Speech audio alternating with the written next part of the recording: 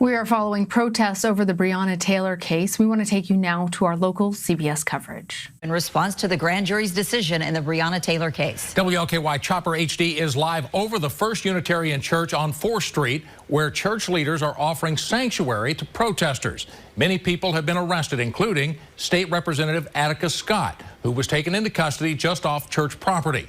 It's 2 hours past the curfew that was put in place by the mayor. WLKY's Andrew Chernoff and Shaquille Lord have been following the demonstrations on the ground.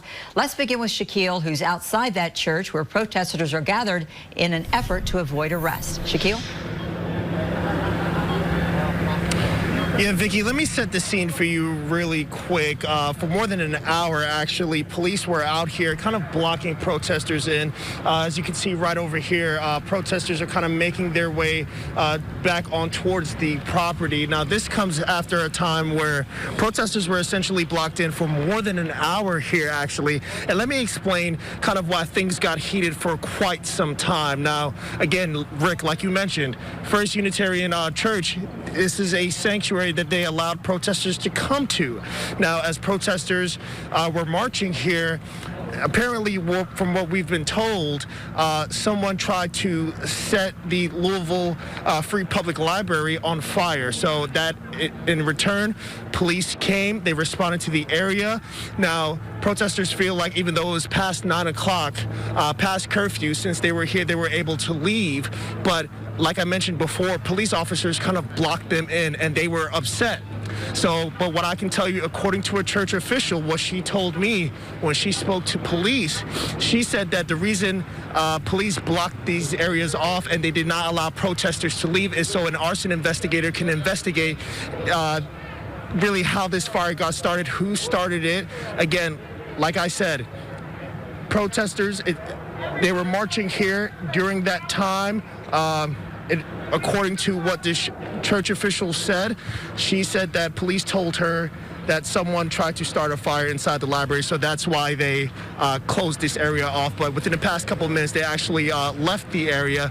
As to why these church officials wanted to have this as a sanctuary, listen to what she had to say. Because it's what we do. The Unitarian Church is a believer in social justice and equality, and we work hard. We work, it's just part of our mission and our principles to help people who need help. And here at First U, they've been doing it for 70 years. You know, they've been supporting the justice programs here in Louisville for 70 years. How could we not do it now just because of COVID? And as you just heard, the way she summed it up is because it's the right thing to do. But again, right now it seems like protesters are marching back. I don't know where they're marching to. Not apparently, but the start point, the finish point for what we've been seeing where protests have been Jefferson Square. So it's going to be interesting to see how all of this ends up folding out, because again, like I mentioned, we are in a curfew right now. It's 11 o'clock. So it's going to be interesting to see the police response to this. But for now, reporting live, I'm Shaquille Lord, WLKY News. All right, thanks. Thank you, Shaq. And this area is right there off of Broadway at 4th Street. WLKY's Andrew Chernoff is also live outside of that church. Andrew, what are you seeing? Yeah, so Rick, in the last few minutes, protesters have been leaving the church on this side of town. And, you know, it's something that they all gathered right outside of the church and said that we are good to leave. So now a lot of the protesters are making their way north of here. This is an alley on the opposite side of the church. A lot of people made their way here earlier in the evening. And one of the people that many people in Louisville know who was arrested prior to making it to the church before that 9 o'clock curfew was State Representative Atticus Scott and her daughter.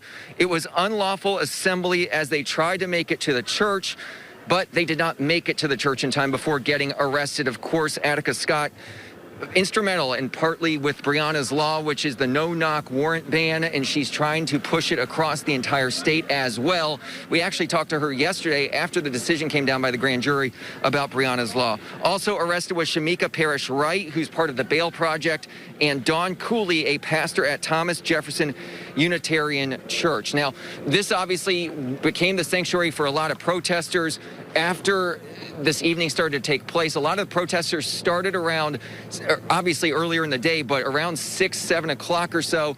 Protesters left Jefferson Square, which has been where most of the protesters have gathered over the course of the last few months. They made their way across the city and then ended up here because that curfew that we've been talking about was set for 9 o'clock. So people who were protesting had to be inside this church next to me at 9 o'clock, or they were subject to potential arrest from the police department. But again, in the last few minutes, protesters have been coming out of the doors, and now they are starting to make their way up that way. Police, from what we heard from the protesters, told them that they would not be arrested should they go in a certain direction and get to a certain point, and they could go home. We don't know where they're officially going yet, but we will sure be following that. Rick, Vicki?